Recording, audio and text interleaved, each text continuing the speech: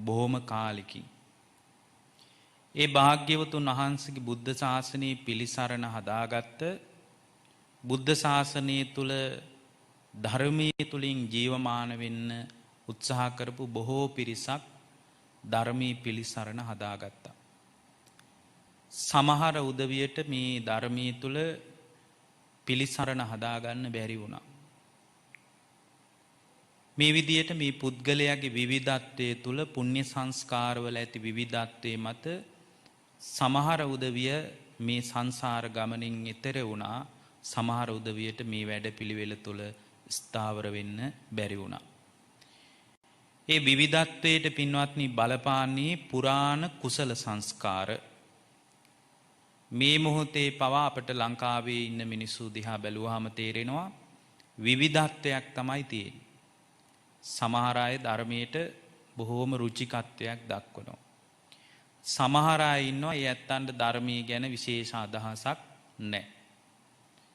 සමහර අය ඉන්නවා බුද්ධ දේශනාව ජීවිතයට ගලපා ගන්න උත්සාහ කරනවා වගේ පෙන්නනවා. නමුත් අභ්‍යන්තර චිත්තසංතානය තුල එවැනි අදහසක් දැක ගන්න නැහැ. ඉතින් මේ මානසික විවිධත්වයට බලපාන්නේ සංසාරේ හුරු කරන ලද කුසල සංස්කාර. අද අපි ඔබට දේශනා කරන දේශනාව ඔබට ඊටාම වැදගත් වේවි. මේ දේශනාව තියෙන්නේ සංයුක්ත නිකායේ. සංයුක්ත නිකායේ තියෙනවා බික්කුණී සංයුක්තය කියලා වෙනම කොටසක් තියෙනවා. ඒ බික්කුණී සංයුක්තයේ පින්වත්නි තියෙනවා විජයා සූත්‍රය කියලා බොහෝම ලස්සන දේශනාවක්. දැන් මේ විජයා කියන භික්ෂුණිය ගිහි ජීවිතය තුළ බොහොම රූප සම්පන්න ලස්සන කෙනෙක්. ඔබ දන්නවා කේමා කියන බිසවගේ සහකාරියක් බොහෝම කිට්ටු කෙනෙක් විදියට තමයි මේ විජයා කියන තරුණිය කටයුතු කරලා තියෙන්නේ. දැන් මේ විජයා කියන නම සමහර විට එයාගේ නම වෙන්නත් පුළුවන්. සමහර විට එයා ධර්මාවබෝධය කරගත්ත නිසා ධර්මාවබෝධය කරගත්ත ස්වභාවය අනුව විජයා කියලා නම භාවිතා කරන්නත් ඇති. කොහොම වුණත් විජයා කියන එකේ තේරුම තමයි මේ ජය ගැනීම සම්බන්ධ කාරණයක් තමයි සිහි වෙන්නේ. සංසාර දුක අප්‍රමාණ විඩාවෙන් ගත කරගෙන මේ ජීවිතේ ධර්මාවබෝධය කරා කියන අදහසින් විජයා කියලා භාවිතා කළාද කියලා අපි දන්නේ නැහැ. ධර්මයේ හරියට මේ ගැන අදහසක් හොයාගන්න පුළුවන්කමක් නැහැ. දැන් බුදුරජාණන් වහන්සේගේ බුද්ධ ශාසනය තුල දායාද වෙන ශ්‍රාවකෙක් හොඳට මතක තියාගන්න ඕන ධර්මයට දායාද වෙලා ප්‍රතිපත්තියට දායාද වෙලා Tamanගේ ජීවිතේ ගෙවලා දාන්න. ප්‍රතිපත්තිය තුල දායාද වෙන්න බැරි වුණත් බුදුරජාණන් වහන්සේ මුණ ගැහුණත් ධර්මයේ පිහිට හදාගන්න පුළුවන්කමක් නැහැ. ඒ නිසා ඔබ දක්ෂ වෙන්න ප්‍රතිපත්තිය තුල ඔබේ ජීවිතේ ජීවමාන කරගන්න. කොහොමද ප්‍රතිපත්තිය තුල ජීවමාන වෙන්නේ? හෘද සාක්ෂියෙන් අවංකව බුදුරජාණන් වහන්සේගේ ධර්මයේ තුල ජීවමාන වෙන්න බලන්න. ඒ ධර්මයට දායාද වීම මග හැරුණොත් බුදුරජාණන් වහන්සේගේ සුලැඟිල්ලේ එල්ලලා හිටියත් ධර්මය අල්ල ගන්න බෑ. දැන් බුද්ධ කාලේ හිටියා බද්දාලි කියලා හාමුදුරුවෝ කෙනෙක්. උන්වහන්සේ එක්තරා වෙලාවක භාග්‍යවතුන් වහන්සේ මේ බද්දාලි කියන ස්වාමීන් වහන්සේ ඇතුළු සංඝයාට කියනවා මහණෙනි මම ඒකාසන භෝජනයෙන් තමයි යැපෙන්නේ. ඒ කියන්නේ මොකක්ද? ඒ කියන්නේ මම එක වේලකින් වළඳනවා. මහණෙනි මට මේ එක වේලක් වළඳලා ඉන්නකොට මට හරි පහසුයි නෙවෙයි. හරි පහසුවක් දැනෙනවා එක වේලක් වළඳලා ඉන්නකොට. කායික පහසුවක් තියෙනවා මානසික පහසුවක් තියෙනවා අලසකමක් ඇති වෙන්නෙත් නැහැ. හොඳට වීරිය උපදවාගෙන ජීවත් වෙන්න පහසුයි. ඒ නිසා මහණෙනි ඔබත් ඒකාසන භෝජනයෙන් ජීවිතේ පවත්වන්න කියලා මතක් කළා. ඒ වෙලාවේ මේ බද්දාලි කියන හාමුදුරුවෝ ඇවිල්ලා කියලා තියෙනවා ස්වාමීනි මට නම් එක වේලකින් යැපෙන්න පුළුවන් කියලා හිතෙන්නේ නැහැ. ස්වාමීනි ඔබ වහන්සේ ඔහොම කිව්වට එක වේලකින් මේ ජීවිතේ පවත්වන්න පුළුවන් කියලා මගේ හිත නම් කියන්නේ.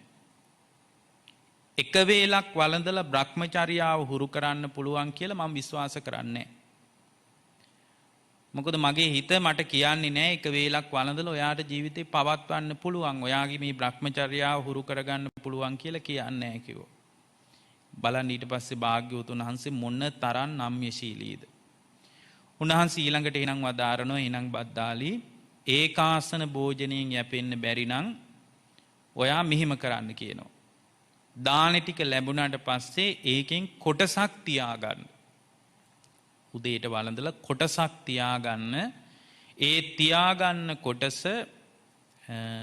ඉර අවරට යන්න කලින් ඊට පස්සේ වළඳන්න. ඒ කියන්නේ දෙවේලකින් ජීවිතේ ගැට ගහ ගන්න කියලානේ මේ කියන්නේ නොකිය. දෙවේලකින් ජීවිතේ ගැට ගහ ගන්න. ඒ වෙලාවේ ආයෙත් මේ හාඳුරෝ කියලා තියෙනවා අනේ ස්වාමීනි මට ඒත් හිතෙන්නේ නැහැ කියලා තියෙනවා. මට ඒත් හිතෙන්නේ නැහැ මේ Brahmacharyaව හුරු කරද්දී දෙවේලකින් ජීවිතේ පවත්වන්න පුළුවන් කියලා. මේ Brahmacharyaව හුරු කරන ශ්‍රාවකෙක් විදියට ස්වාමීනි මට හිතෙන්නේ නැහැ දෙවේලක් ඇති කියලා. ඉතින් බලන්න ශාස්ත්‍රූන් වහන්සේ කිව්වත් ධර්මයට දායාද වෙන්න නෙමෙයි යොමනාව තියෙන්නේ. පින්වත්නි බොහෝ අපහසුතා මැද්දේ වුණත් මේ ධර්ම මාර්ගයේ හුරු කරගෙන යන්න දක්ෂ වෙන්න ඕනේ. භාග්‍යවතුන් වහන්සේ මේ කාරණේ සිහි කළාම සෑහෙන කාලයක් බුදුහාමුදුරුව මුණ ගැහෙන්නවත් ඇවිල්ලා නැහැ. භාග්‍යවතුන් වහන්සේ මුණ ගැහිලා ධර්මාවාද ගන්නවත් ඇවිල්ලා නැහැ. මොකද දෙවේලකින් ජීවිතේ පවත්වන්න දක්ෂ වෙන්න කියලා උන්වහන්සේ මතක් කළා කියලා. දැන් මට මේ කියන්න උවමනාව තිබ්බේ බලන්න ජීවමානව බුදුරජාණන් වහන්සේ වැඩ හිටියත් උන්වහන්සේගේ කිට්ටුවේ හිටියත් ධර්මයට දායාද වෙන්න අකමැති නම් භාග්‍යවතුන් වහන්සේගේ අනුශාසනාව තුළ හික්මෙන්න අකමැති නම් පැවිද්දෙකුට වුණත් පින්වත්නි පිළිසරණක් හදා ගන්න පුළුවන් වෙයි කියලා අපිට හිතෙන්නේ නැහැ. ඒ නිසා මේ ලෝකේ විවිධ කාරණා විවිධ දේවල් ආමිෂය තුළින් මතුවෙන්න පුළුවන්. නමුත් දක්ෂ වෙන්න ධර්මී මුණ ගැහුණ එකේ ධර්මයේ තුල ජීවමාන වෙන්න. සමහර විට ධර්මයේ තුල මේ එකපාරම ගුණධර්ම පුරනකොට හිත වැඩෙන්නේ නැති වෙන්න පුළුවන්. සමහර අය ඉන්නවා දැන් ගිහි ජීවිතයේ ගෙවලා එකපාර වුණ මාසයක් දෙකක් සිල් සමාදන් වෙනවා. මාසයක් දෙකක් සිල් අරගෙන විනාඩි 5ක් 6ක් භාවනාත් කරනවා. ඊට පස්සේ ඔන්න ස්වාමීන් වහන්සේලාටත් ඇවිල්ලා කියනවා අනේ හාමුදුරනේ මගේ හිත වැඩෙන්නේ නැහනේ. සංසාරයට හුරු වෙච්ච හිතක් තියෙන්නේ. ඒකට සංසාරයට හුරු වෙච්ච හිතක් පින්වත්නි සංසාර ගමනට හුරු වෙච්ච හිතක් ධර්මයේ කෙරෙහි නිවන කෙරෙහි හරවන එක බොහොම පහසුවෙන් කරන්න පුළුවන් දෙයක් නෙමෙයි. උත්සාහයෙන් වීරියෙන් තමයි කරන්න වෙන්නේ. ඒකට මේ විජයා සූත්‍රයේ ලස්සන දහම් පණිවිඩයක් දහම් කතාවක් අපට කියලා දෙනවා. ඔබ දන්නවා කේමා කියන භික්ෂුණියගේ කේමා කියන්නේ කවුද? බුද්ධ ශාසනයේ ප්‍රඥාවන්ත භික්ෂුණියක්. ඉන්න අගතැන්පත් භික්ෂුණියක්. ධර්මයට ආව විදිය හරීම පුදුමයි. මේ සමහර වෙලාවට මේ ධර්ම මාර්ගයට එන විදිය ගැන අපිට හිතන්න බෑ පින්වත්නි. හරි විස්මිතයි ධර්ම මාර්ගයට ඇවිල්ලා තියෙන විදිය. දැන් ඔබ දන්නවා කේමාව කියලා කියන්නේ අග්‍ර මහේසිකාව. ඒ කාලේ හිටපු රජුරුවන්ගේ. ඉතින් මේ රජුරුව බැලුවා රජුරුව බොහොම තිසරණේ පිහිට කරගෙන ගුණධර්ම පුරාගෙන ධර්මයේ තුල ජීවමාන වෙලා හිටියේ බිම්බිසාර රජුරුව. ඉතින් බිම්බිසාර රජුරුවන්ට හිතේ වේදනාවක් තියෙන්න ඇති අනේ මම මෙච්චර ධර්මයේ හුරු කරනවා අපේ මේ අගමෙහෙසිය ධර්මයට එන්නේ නැහනේ. ඇය ටිකක් රූපයෙන් මත් වෙලා හිටිය කෙනෙක්. රූපේ ගැන ඕනෑවට වඩා හිතපු කෙනෙක්. ඇය හිතුවා බුදුහාමුදුරුවෝ මේ රූපයට නිඳා කරන කෙනෙක්. කොයි වෙලාවෙත් අනිත්‍ය ගැනම කියන කෙනෙක්. අදත් එහෙම හිතන්න පුළුවන්නේ. සමහර අය අද හිතනවා බුදුදහම කියන්නේ සරුව අසුභවාදයක්. හැම එකක්ම අනිත්‍යයි දුකයි මේවා ගැන විතරයි කතා කරන්න කියලා. පින්වත්නි අනිත්‍ය ලෝකයේ අනිත්‍ය විදියට දකින්න දක්ෂ වුණාම අනිත්‍ය වීම ඉදිරියේ කම්පාවක් පසුතැවීමක් හිත වේදනාවක් නැතුව ජීවිතේ ගෙවලා දාන්න පුළුවන්. ඒ නිසා මේ අනිත්‍ය ස්වභාවයේ ලෝකේ පවතින ස්වභාවයේ තේරුම් අරගෙන ඉන්න එක ඉතා වැදගත් දෙයක්. මේ කේමා කියන බිසව කල්පනා කළා බුදුහාමුදුරුවෝ මේ කොයි වෙලේත් දුක ගැන කියනවා. අනිත්‍ය ගැන කියනවා. මේ රූපයට නිඳා කරනවා කියලා කල්පනා කළා. උපක්‍රමශීලීව රජුරුවෝ බුදුරජාණන් වහන්සේගේ උන්වහන්සේ වැඩ ඉන්න පරිසරයේ වර්ණනා කළා. රජමාලිගාවේ ඉන්නවනේ කවි කියන මිනිස්සු. ඒ ඇත්තන්න කියලා මේ මුළු විහාරයේ පිළිබඳ කවි ලියලා ඒ පරිසරයේ වර්ණනා කරද්දී අන්න ඒ වෙලාවේ තමයි කේමා කියන අග්‍රමහේසිකාවට හිතිලා තියෙන්නේ මෙච්චර ලස්සන පරිසරයක්ද මේ බුදුරජාණන් වහන්සේ වැඩ ඉන්නේ. වෙලාවක ගිහින් බලන්න ඕන කියලා හිතුණා. ඒ වෙලාවේ කොහොම හරි ධර්මීයට ආවා. උන්වහන්සේ මුණ ගැහිනකොට ඒ ධර්මීයට ආපු විදිහ හරිම පුදුමයි. දැන් අපිට උනත් තේරෙන්නේ නැහැ පින්වත්නි ධර්ම මාර්ගයේ කොතනින්ද විවෘත වෙන්නේ කියලා. හරියටම හිතා ගන්න බෑ. දහම් මාර්ගයේ කොතනින් මතුවේද කියලා හරියට සැලසුමක් අදහසක් හදාගන්න අමාරුයි.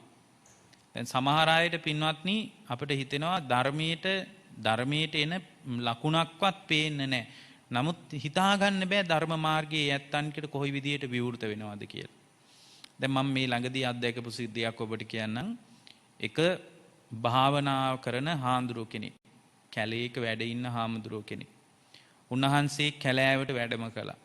ඒ කැලෑවට වැඩම කරලා ඉන්නකොට උන්වහන්සේ බොහොම බණ දහම් පුරාගෙන ඉන්නකොට මේ කැලේ නිතරම දඩේමීන මිනිස්සෙක් හරියට උන්වහන්සේව එතනින් එලවන්න උන්වහන්සේ එතනින් අයින් කරන්න වැඩ කරාලු.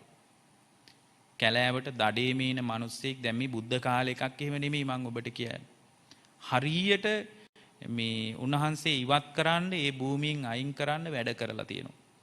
එක දවසක් උන්වහන්සේ පිණ්ඩපාතේ ගිහින් එනකොට සම්පූර්ණ කුටිය එක පැත්තක් කඩලලු. මැටි වලින් හදපු කුටිය එක පැත්තක්ම කඩලා දාලලු. ඒ කියන්නේ කොහොම හරි මේ හාඳුරෝ මේ කැලෙන් එලව ගන්න තමයි වමනාව තිබුණේ.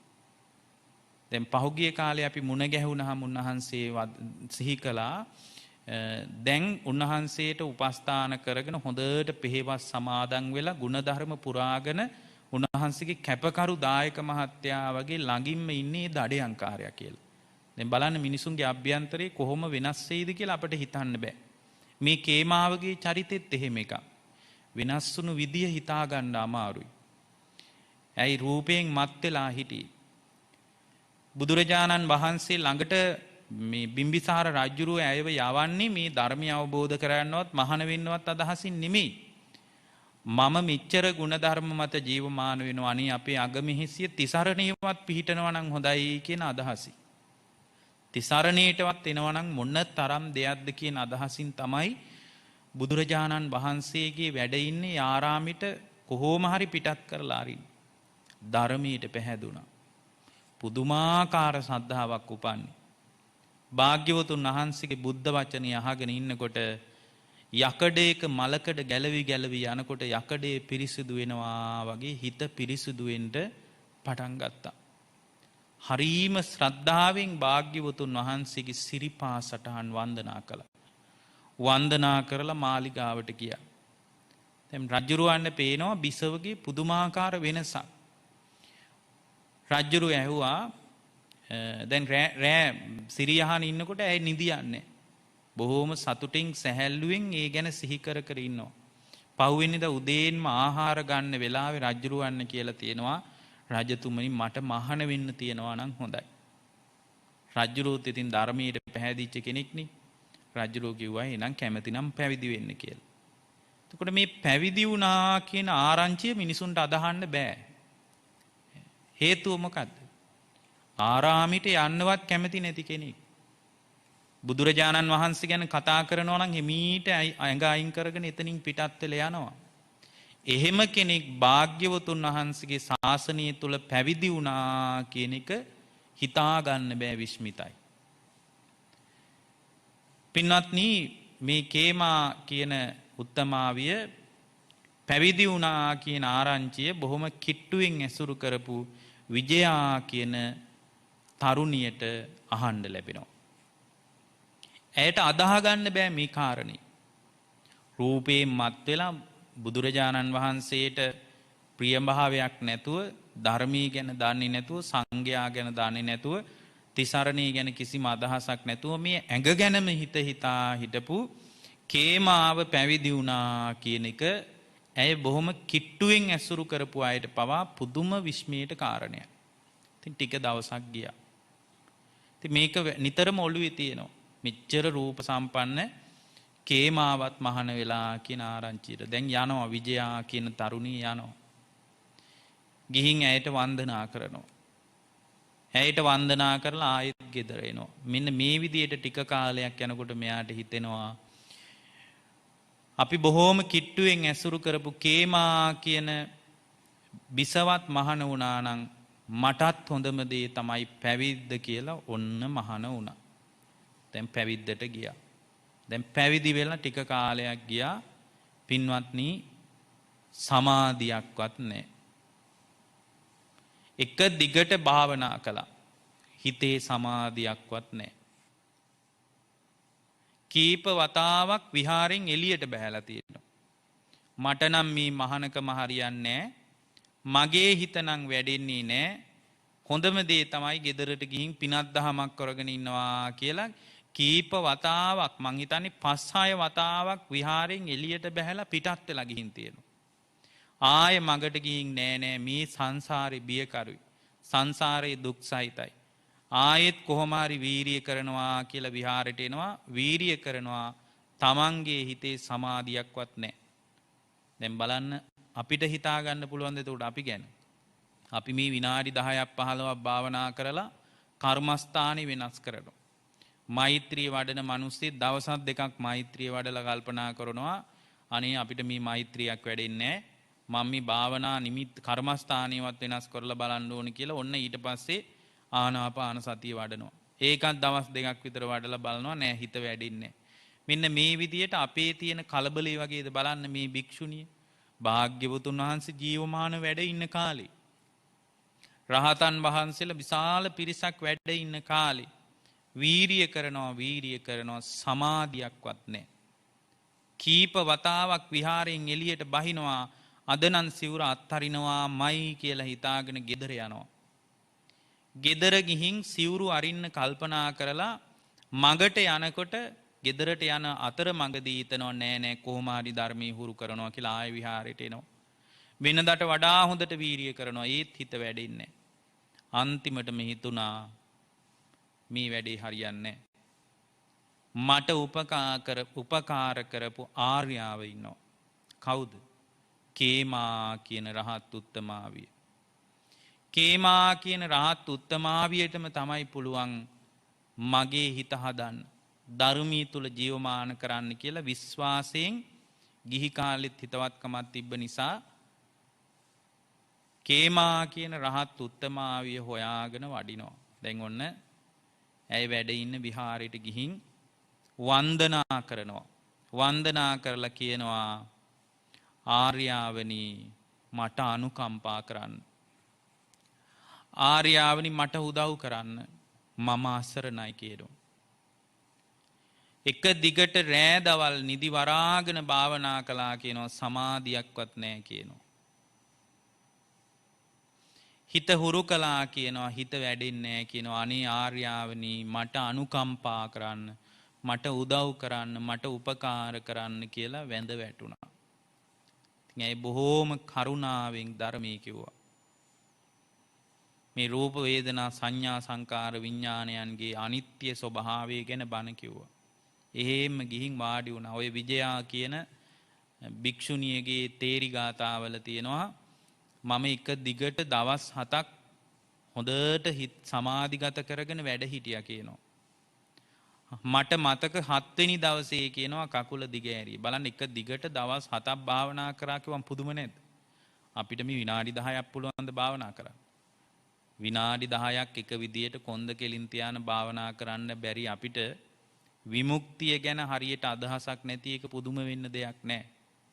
සෝතාපන්නවත් වෙන්න බැරි වෙන එක ගැන පුදුම වෙන්න දෙයක් නැහැ. මේ බලන්න එක දිගට භාවනා කරලා තියෙනවා දවස් 7ක්. ආහාර ගන්නේ නැතුව එහෙම භාවනා කරගෙන ඉන්නකොට පින්වත්නි හිත ක්‍රමානුකූලව සමාධිගත වෙන්න පටන් ගත්තා. චිත්ත සමාධිය වේගයෙන් වැඩෙන්න පටන් ගත්තා. ටික කාලයයි ගිය අය රහත් වුණා. දැන් මේ විජයා කියන සූත්‍රයේ තියෙන්නේ ඇය භාග්‍යවතුන් වහන්සේගේ බුද්ධ ශාසනය තුල ජීවමාන ශ්‍රාවිකාවක් විදියට ධර්මය අවබෝධ කරගත්තා. ධර්මය අවබෝධ කරගෙන පින්වත්නි දැන් ධර්මයේ තුල ජීවමාන වෙලා ඉන්නේ. ඇය ධර්මය අවබෝධ කරගෙන බුදුරජාණන් වහන්සේගේ බුද්ධ ශාසනය තුළ ගුණධර්ම පුරන්න පටන් ගත්තා. ඒ ගුණධර්ම පුරාගෙන ඉන්නකොට ඇය මේ සම්පූර්ණ එදා පිණ්ඩපාතේ උදේ කාලේ වැඩම කරලා අන්දවණේට වැඩම කරා හුදෙකලාවේ බවුන් වඩාගෙන ඉන්න කියලා. ඒ වෙනකොට ඇය රහත් වෙලා. මෙන්න මේ වෙලාවේ මාරයාගේ පැමිණීමක් ගැන තමයි මේ දේශනාවේ තියෙන්නේ. පාපී මාරයා එක දවසක් උන්වහන්සේ ළඟට එනවා. විජයා කියන රහත් භික්ෂුණිය ළඟට එනවා. ඇවිල්ලා විමසන කාරණේ ගැන තමයි මේ දේශනාවේ තියෙන්නේ. ඇයට මෙන්න මෙහෙම කියනවා. ඔබ හරීම ලස්සනයි. දැන් මිනිස්සෙක්ගේ වෙස්යක් මවාගෙන තමයි එන්නේ. ඇවිල්ලා කියනවා ඔබ හරීම ලස්සනයි. ඔය වගේ හැඩකාර කෙනෙකුට හිස මුඩු කිරීම අදාළ නැහැ. ඔච්චර හැඩකාර ලස්සන භික්ෂුණියකට මේ භික්ෂුත්වයේ අදාළ නැහැ. ඔයා හරියන්නේ ගිහිකමට. ඔබ ඔය හිස මුඩු කරලා කසාවත් දරාගෙන ඉන්න එක ඔබේ ජීවිතේ නෙමෙයි. ඔయిత වඩා සුන්දර ජීවිතයක් විඳින්න ඔබට තියෙනවා. ඒ නිසා පංචතූර්ය නාදයෙන් මුසපත් වෙන්න මාත් එක්ක එන්න කියනවා. මමත් තරුණයි, ඔයත් තරුණයි, අපි දෙන්නම තරුණයි. ඔබ මා සමග හොඳට ගැලපෙනවා. ඒ නිසා ඔබට හරියන්නේ ওই සිවුර නෙමෙයි. කසාවතක් පොරවාගෙන හිස මුඩු කරගෙන කැලේකට වෙලා මැටි පාත්‍රයක් අතේ තියාගෙන ඉන්න ජීවිතේ නෙමෙයි ඔබට හරියන්නේ. ඔබ වගේ ලස්සන කාන්තාවකට සිවුර ගැලපෙන්නේ නැහැ. ඔබට ලස්සන හොඳ කසීසලු තියෙනවා. ඒ සලු මම ඕන තරම් දෙන්නම්. ඔබත් තරුණයි, මමත් තරුණයි. ඒ නිසා අපි දෙන්නම ඔය ජීවිතෙන් අයින් වෙලා පංචතූර්ය නාදයෙන් මුසපත් වෙමු කියලා කිව්වහම ඇය දෙන පිළිතුර තමයි මේ දේශනාවේ තියෙන්නේ. එතකොට දැන් අදත් අපිට හරියට තේරෙනවා අද ඉන්න කෙනෙක් කොයි විදියට වර්ණනා කළොත් ඒකාන්ත වශයෙන් එයා අහුවෙලා යන්නේ නැද්ද? අහුවෙනවා. අද ඉන්න කෙනෙකුට කිව්වොත් ඔයාගේ කොණ්ඩේ ලස්සනයි, ඔයාගේ මූණ ලස්සනයි, ඇස් දෙක නිකන් තරු කැට වගේ බබලනවා. මේ විදියට වර්ණනා කළොත් ධර්මයට විවෘත නොවිච්ච කෙනෙක් අහුවෙලා යනවා මේ වචන ටිකට. දැන් ඔබ දන්නවා අර භික්ෂුණියකට සල්ලාල තරුණයෙක් මූණට මුණ ගැහිනවා. මූණට මුණ ගැහිලා ඒ තරුණයා මේ භික්ෂුණිය ගැන වර්ණනා කරනවා. කොහොමද වර්ණනා කරන්නේ? ඔයාගේ ඇස් දෙක විදුලි කොටනවා වගේ. ඔය ඇස් දෙක දිහා බලාගෙන ඉන්නකොට මම වශී වෙලා යනවා ඔබට. ඒ නිසා මම මේ ඔබේ ආදරේ ප්‍රාර්ථනා කරගෙන ආවේ කියනකොට ඇයි කොහොමද කියන්නේ? ඇයි කියනෝ නෑ බොරු කියන්න එපා. මේ ඇස් දෙක උදේම ඔබ දැක්කොත් ඔය වගේ කතාවක් කියන්නේ නෑ. මේ ඇස් වලින් උදේට කබ කඳුළු වැగిරෙන්නේ. දැන් බලන්න ධර්මයට විවෘත වෙච්ච කෙනා ධර්මයෙන් තමයි ඒක දිහා බලන්නේ. ධර්මී දන්නේ නැති කෙනෙකුට ඕක කිව්වොත් එයා සමහර විට දවස් ගාණක් කණ්ණාඩිය ළඟට ගිහින් ඒ ගැනම හිතා සමහර විට ඒ ගැනම සිහිය පවත්වාගෙන සමහරට තවත් කෙනෙක් එක්ක මේ කාරණා නැවත නැවත ආවර්ජනය කර කර සතුටු වෙයි. ධර්මයට විවෘත වුණාම එයා යථාර්ථයට තමයි විවෘත වෙන්නේ. ඉතින් මේ විදිහට මේ භික්ෂුණියට මේ මාර්යා ඇවිල්ලා කරන ප්‍රකාශනය ඉල්ලීම බොහොම බරපතල ඉල්ලීමක්. ඒ ඉල්ලීමට ඇයගේ ප්‍රතිචාරය දැන් පින්වත්නි අදත් අපිට හරියට මාර බලපෑම වැඩි. හරියට මාර්යාගේ බලපෑම නිසා අපි පීඩාවටපත් වෙනවා. පින්වත්නි මේ ඇහැට දකින්න රූප නිසා අපි කල්ප ගණන් මහ මුහුදේ ඉපදිලා ඉඳ ඇති. කල්ප ගණන් නිරේ උපදින්න ඇති. පින්වත්නි එහෙම බලනකොට මේ ඇහැ ඔබට හතුරු වෙලාද මිතුරු වෙලාද? මේ ඇහැ ඔබට හතුරු වෙච්ච අවස්ථා වැඩි. මේ ඇහැ නිසාම ඔබ විඳවා ආපු සංසාරයක් තියෙන්නේ. මේ කන ඔබට හතුරු වෙච්ච අවස්ථා තමයි වැඩියෙන් තියෙන්නේ. මේ කනට ඇහිච්ච දේවල් නිසා ඔබ සෑහෙන කාලයක් දුගතියට වැටිලා ඉන්න ඇති. പ്രേත ලෝක වලට වැටිලා ඉන්න ඇති. සතර අපායට වැටිලා ඉන්න ඇති. ඒ වෙලාවේ මේ භික්ෂුණිය කියන කතාව ඊටාම වැදගත් කතාවක්. මේ භික්ෂුණිය කියනවා මාර්යාට දැන් මේ වෙලාවේ මේ භික්ෂුණිය කල්පනා කරනවා මේ සාමාන්‍ය මිනිහෙක් වෙන්න බෑ මේ. දැන් බලන්න වචනයෙන් දැනගන්නවා මේ මාර්යා කියලා. කතා බහ කරන විදියෙන් දැනගන්නවා මේ සාමාන්‍ය මිනිහෙක් නෙමෙයි මේ මාර්යා කියලා. ඒ වෙලාවේ උන්වහන්සේ කියනවා මේ නම් සාමාන්‍ය මිනිහෙක් වෙන්න බෑ මේ ඒකාන්ත වශයෙන් මාර්යාමයි. එහෙම කියලා තමයි පින්වත්නි මේ ගාථාව හයියෙන් මාර්යාට ඇහෙන්න අන්දවණේ ඇතුලේ ඉඳලා මේ විජයා කියන භික්ෂුණිය කියන්නේ. රූප සද්දා රසා ගන්ධා පොට්ටබ්බාච මනෝරමා. මේ රූප ශබ්ද ගන්ධ රස ආදී මේ කාරණා නිසා හිත ඇලිලා යනවා. ඒක හිතේ ස්වභාවය. පාපී මාර්ය මේ රූප ශබ්ද ගන්ධ රස මේ සියල්ල මම ඔබටම පරිත්‍යාග කරනවා. මේවා මට ඕන නෑ.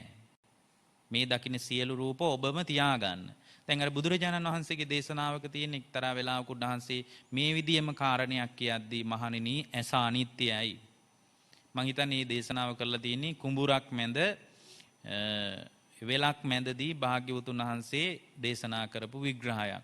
මහණෙනි මේ ඇස අනිත්‍යයි. මහණෙනි මේ ඇසට ගැටෙන රූපත් අනිත්‍යයි කියනකොට ගොවියෙක් ආවා කියනවා හරක් හොයාගෙන. ඉතින් මේ අනිත්‍ය ගැන කියද්දී භික්ෂුන් වහන්සේලා මේ යථාර්ථයට Tamanගේ මනස විවෘත කර ගනිද්දී ධර්මී කෙරෙහි හිත පිහිටව ගනිද්දී මේ ගොවිය ඇවිල්ලා ඇහුවලු මේ ස්වාමීනි ඔබ වහන්සේ බණ කියනවා වගේ පොඩ්ඩක් ඔය බණ ටික නතර කරලා ස්වාමීනි මට පොඩ්ඩක් උදව් කරන්න මොකද්ද කියලා අහලා තියෙනවා. ස්වාමීනි මගේ මේ හරක් පට්ටිය හොයාගෙන මම මේ දුවගෙන ආවේ. ස්වාමීනි මගේ හරක් ටික නැති වෙලානේ. ස්වාමීනි ඔබ වහන්සේ දැක්කද මෙහෙන් හරක් යනවා. ඒ වෙලාවේ භාග්‍යතුන් වහන්සේ බලනවා මේ ඊටා සුන්දර අනිත්‍ය ගැන, ඇස ගැන, කන ගැන, නාසය ගැන, අනිත්‍ය ගැන ඊටා සුන්දර දහම් කතාවක් කරනකොට මේ දහම් කතාව නතර කරලා හරක් ගැන අහන්නේ කවුද කියලා උන්වහන්සේ දකිනවා.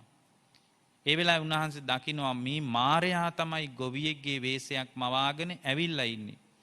ඒ වෙලාවේ භාග්‍යතුන් වහන්සේ දේශනා කරනවා ඒයි මාරය නුඹේ හරක් නුඹ බලාගනි. නුඹේ හරක් නුඹ බලාගනි. දැන් මාරයාගේ ස්වභාවයක් තියෙනවා මේ ඇවිල්ලා ඉන්නේ මාරයා කියලා දැනගත්තොත් ඒ මාරා වේශයෙන් අයින් වෙලා මිනිහෙක්ගේ වේශයෙන් පෙනී ඉන්නවා කියනවා. මිනිහෙක්ගේ වේශයෙන් අයින් වෙලා මාරයාගේ වේශයෙන් පෙනී ඉන්නවා කියනවා. දැන් ඇවිල්ලා ඉන්නේ ගොවියෙක්ගේ වේශයෙන්නේ. ඒ වේශය අයින් කරලා මාරයාගේ සැබෑ ස්වභාවයෙන් පෙනී හිටියා කියනවා. පෙනී ඉඳලා කිව්වලු ශ්‍රමණය ඔය ඇස මගේ. ශ්‍රමණය ඔය කනත් මගේ. නාසයත් මගේ, දිවත් මගේ. මේ විදිහට සියලු ඉන්ද්‍රිය ගැන කියලා කියනවලු ශ්‍රමණය ඔය ඇසට ගැටෙන රූප මටයි අයිති. මගේ සීමාවටයි අයිති. එතකොට භාග්‍යවතුන් වහන්සේ දේශනා කරනවා පාපී මාරය මේ ඇස නුඹේම තමයි. මේ ඇසට ගැටෙන රූපයත් නුඹේම තමයි. එතකොට දැන් මේ කාරණේම තමයි මේ භික්ෂුණිය මතු කරන්නේ. රූප සද්ධා රසා ගන්ධා පොට්ටබ්බාච මනෝරමා. මේ හිතට ඇලෙන රූප ශබ්ද ගන්ධ රස ස්පර්ශ මේ සියල්ලම ලෝකේ තියෙන බව හැබෑව. මේ තියෙන ඔක්කොම උඹට තමයි අයිති. නුඹට තමයි අයිති. මම ඒවා ඔබටම දෙනවා. එහෙමයි අය කියන්නේ. මේ කිසිවකින් මට වැඩක් නැහැ. එහෙම කියලා ඉවර වෙලා ආයෙත් ඇය කියනවා මේ බිඳිලා යන ශරීරය මේ කැඩිලා බිඳිලා යන ශරීරය ගැන මම ලැජ්ජාවටපත් වෙනවා. දැන් බලන්න ධර්මයේ අවබෝධ කරගත්ත කෙනෙක් හිතන විදිය. මේ අනිත්‍ය වෙලා යන ශරීරය පිළිබඳව තමයි ලැජ්ජාව උපදව ගන්නේ. කාම තණ්හාව මම සම්පූර්ණයෙන්ම උදුරලා දාපු කෙනෙක්. කාම තණ්හා සමූහතා මම මේක සම්පූර්ණයෙන්ම උදුරලා දාපු කෙනෙක්. ඒ නිසා මට මේ බිඳිලා යන ශරීරයෙන් වැඩක් නෑ. දැන් බලන්න ධර්මයට විවෘත වුණාට පස්සේ මේ ශරීරයේ තමා දෙස දකින කෝණය මේ කය පිළිබඳ මේ ධර්මයට විවෘත වෙච්ච කෙනෙකුට ඇති වෙන හැඟීම අදහස තමයි මේ විජයා කියන සූත්‍රයේ සඳහන් වෙන්නේ. ඊට පස්සේ අය ආයත් ගාථාවකින් සිහි කරනවා මේ ලෝකේ රූප ලෝක කියලා තත්වයක් තියෙනවා. ඒ වගේම අරූප ලෝක කියලා තත්වයකුත් තියෙනවා. සමහර අය එහෙ ගිහින් උපදිනවා. ඒක විශ්මයක් නෙමෙයි. දැන් බලන්න ඇගේ කතාව කොච්චර ලස්සනද. ඒ කියන්නේ ධ්‍යාන සමාපatti උපදවාගෙන දක්ෂ කෙනෙකුට හිත වඩාගෙන අරූපාවචර ලෝකවල උපදින්න පුළුවන්. හැබැයි ඒක සැබෑ ජයග්‍රහණය නෙමෙයි. අය කියන්නේ ඒකයි. මේ ලෝකේ සැබෑ ජය ගැනීමක්, සැබෑ නිදහස් වීමක් ලෝකේ තියෙනවා. ඒ සැබෑ නිදහස් වීම කියන්නේ මේ රූපාවචර ලෝකවල අරූපාවචර ලෝකවල උපදින එක නෙවෙයි. සුගති භූමි තමයි. මනුස්ස ලෝකේ උපදින එක විශාල ලාභයක් තමයි. දෙවිවරු අතරට යෑම සුගතියක් තමයි. ඒක විශාල ලාභයක්. හැබැයි ඒක බුද්ධ ශාසනයේ තියෙන කූට ප්‍රාප්තිය නෙමෙයි. ඒකයි මේ කතාව කියන්නේ. සම්පූර්ණයෙන්ම අවිද්‍යාව දුරු කරාට පස්සේ ආය හොයන්න බැරි වෙන්නම නැවත හොයාගන්න බැරි වෙන්නම මේ ගමන නිමා කරනවා. මෙන්න මේ කතාව කියනකොට පාපී මාරයා පසුබහිනවා. පින්වත්නි මේ කාරණාවල ඉතා ලස්සන කතාවක් තියෙනවා. ඒ තමයි පින්වත්නි ඉපදෙමින් මැරෙමින් යන සංසාර ගමනේ නැවතත් සුගතියක ඉපදෙන්න අවස්ථාව හදන්නම නෙමෙයි බුදුහාමුදුරුවන් වමනා වුණේ. නිවන ගැන අදහසක් තියාගෙන සුගතියට යන්න සැලැස්මක් හදාගන්න එක මිනිස්සෙකුට වැදගත්. හැබැයි පින්වත්නි හොඳට අදහසක් තියාගන්න ආයු උපතක් කරා යනවනම් මනුස්ස ලෝකයේ වගේ තැනක ඉපදෙන්න කල්පනා කරන්න එපා. හේතුව තමයි ඉස්සරහට මේ මනුස්ස ලෝකේ වුණත් මේ ධර්මයේ ඇහි කියලා අපිට හිතන්න බෑ. මනුස්ස ලෝකයේ තුල වුණත් චතුරාර්ය සත්‍ය අවබෝධ කරගන්න අවස්ථාව ලැබෙයි කියලා අපිට හිතන්න බෑ. ඒ නිසා පින්වත්නි හොඳට යටිහිතේ අදහසක් තියාගන්න සුගතියක යනවනම් චතුරාර්ය සත්‍ය අවබෝධ කරන්න පුළුවන් තැනක ඉපදේවා කියන අදහස තියාගන්න. සුගති භූමියකට යනවනම් චතුරාර්ය සත්‍ය ධර්මය අවබෝධ කරන්න පුළුවන් තැනක මං ඉපදේවා කියන අදිෂ්ඨානය තියාගන්න. දැන් මේ භික්ෂුණිය කියනවානේ ලෝකේ රූපාවචර ලෝක තියෙනවා. අරූපාවචර ලෝකයක් තියෙනවා. ඒ සියල්ල අභිබෝලා මේ අවිද්‍යාව නැති කරගත්තට පස්සේ ආය හොයන්න බැරි වෙන්නම මේ ගමන මං ඉවර කරගෙනයි ඉන්නේ. ඒ නිසා මාරය රූප ටික ඔයා තියාගන්න, ශබ්ද ටික ඔයා තියාගන්න, රස ටික ඔයා තියාගන්න. ඒවා මං ඔයාටම දෙනවා. ඒවා ඔයාටම අයිති දේවල්, මට ඒවා වැඩක් නෑ. මම සම්පූර්ණයෙන්ම අවිද්‍යාව නැති කළා කියන කාරණය වැදගත්. පින්වත්නි ජීවිතේට ඉඳුල් වෙන්න දෙන්න එපා. ජීවිතේ ඉඳුල් කරගන්න එපා. භාග්‍යවතුන් වහන්සේ දේශනා කරපු ලස්සන දේශනාවක් අංගුත්තර නිකායේ තියෙනවා මේ ජීවිතේ ඉඳුල් කරගන්න එක ගැන. ජීවිතේ රාගයෙන් මුසපත් වුනාම, ද්වේෂයෙන් මුසපත් වුනාම, මෝහයෙන් මුසපත් වුනාම, භාවනාවට උදාසීන වුනාම, පින්වත්නි සිහිය නැති වුනාම, ඉන්ද්‍රිය සංවරේ නැති වුණාට පස්සේ භාග්‍යවතුන් වහන්සේ දේශනා කරනවා මහණෙනි මැස්සෝ එලව පහර දෙනවා කියනවා. දැන් මැස්සෝ වැහින්නේ පින්වත්නි ඉඳුල් වෙච්ච තැනකට. ඉඳුල් තියෙන ජරා ජීර්ණ වෙච්ච තැනක තමයි මැස්සෝ ගොඩාක් එකතු වෙන්නේ. උන්වහන්සේ දේශනා කරනවා මහණෙනි ජීවිතේ ඉඳුල් කරගන්න එපා. රාගයෙන් මුසපත් වෙලා, ද්වේෂයෙන් මුසපත් වෙලා, මෝහයෙන් මුසපත් වෙලා, භාවනාවට උදාසීන වෙලා මහණෙනි සිහිය නැති වෙලා, ඉන්ද්‍රිය අසංවරය ඇති වුණාට පස්සේ මහණෙනි මැස්සෝ එලව පහර දෙනවා කියනවා. පින්වත්නි මොනවද මේ ඉඳුල් කියලා කියන්නේ? ඉඳුල් කියලා කියන්නේ දැඩි ආසාවට කියන වචනයක්. ඉඳුල් කියලා කියන්නේ දැඩි ආසාවට කියන වචනයක්. පිලුණු වෙනවා කියලා කියන්නේ මොකද්ද? පිලුණු වෙනවා කියලා කියන්නේ පින්වත්නි ක්‍රෝධයෙන් හදවත වැහිලා යනවා. ද්වේෂයෙන් හදවත වැහිලා යනවා. කාමයන්ගෙන් හදවත වැහිලා යනවා. මෝහයෙන් හදවත වැහිලා යනවා. ඒකට තමයි ඉඳුල් වෙනවා කියලා කියන්නේ. එහෙම වුණාන් පස්සේ පින්වත්නි කෙලෙස් කියන මැස්සෝ එලව පහර දෙනවා. මේ දේශනාව කරලා භාග්‍යවතුන් වහන්සේ සිහි කරනවා මහණෙනි ජීවිතේ කෙලෙස් වලින් ඉඳුල් කරගන්න එපා කියලා. ඒ නිසා පින්වත්නි බුදු කෙනෙක්ගේ ධර්මයේ මුණ ගැහුණ එකේ මේ අවිද්‍යාව සම්පූර්ණ දුරු කරන ප්‍රායෝගික වැඩපිළිවෙල තුල ජීවමාන වෙන්න බලන්න. මේ කාම සම්පත් ඔබව යට කරගෙන යනවා. ඒක නතර කරන්න අමාරුයි. කාම සම්පත් ඔබව යට කරගෙන යනකොට ධර්මයක්ම මතු කරගන්න දක්ෂ වෙන්න.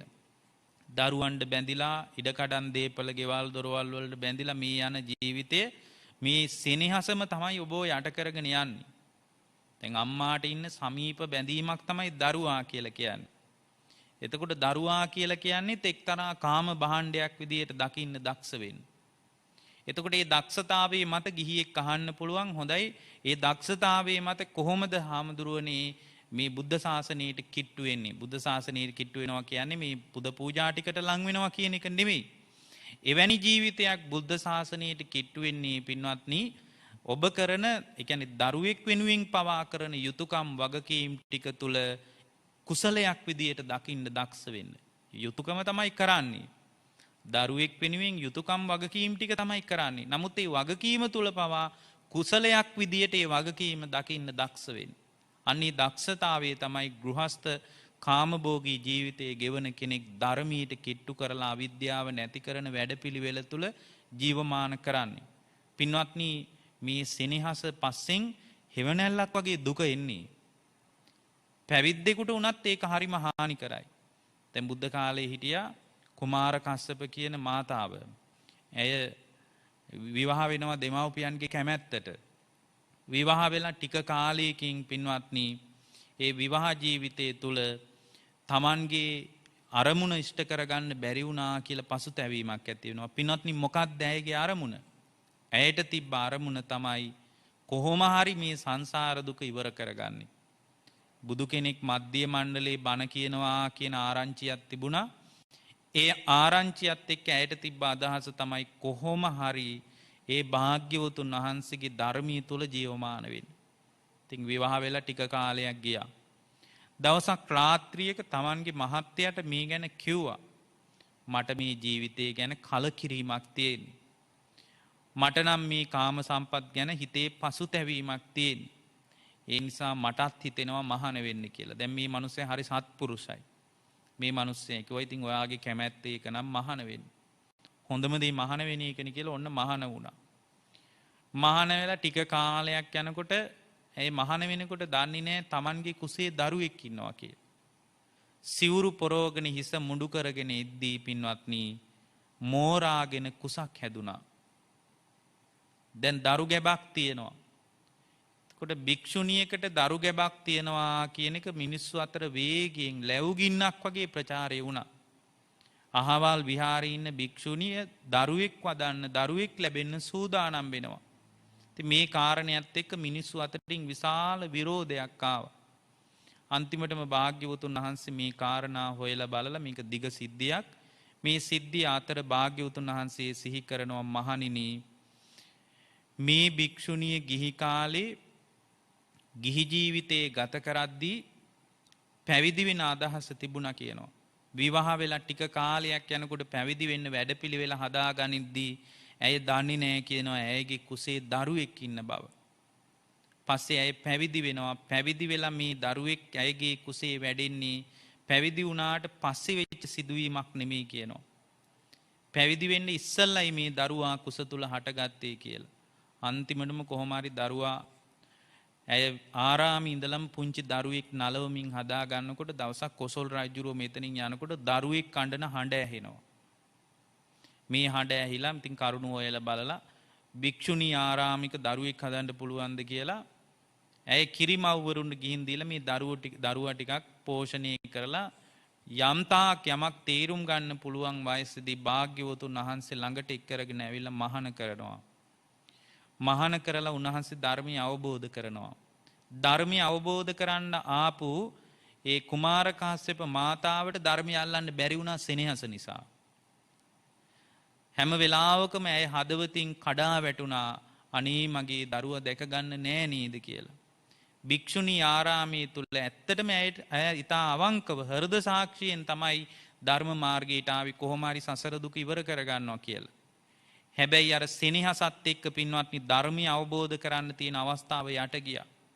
දවසක් කුමාර කශ්‍යප හාමුදුරුවෝ පිණ්ඩපාතේ වඩිනකොට දුවගෙන ගිහින් උන්වහන්සේගේ කකුල් දෙක අත ගාලා වැඳලා උන්වහන්සේගේ පා සටහන් ළඟ වැඳ වැටිලා කියනවා අනේ මගේ පුතා නේද.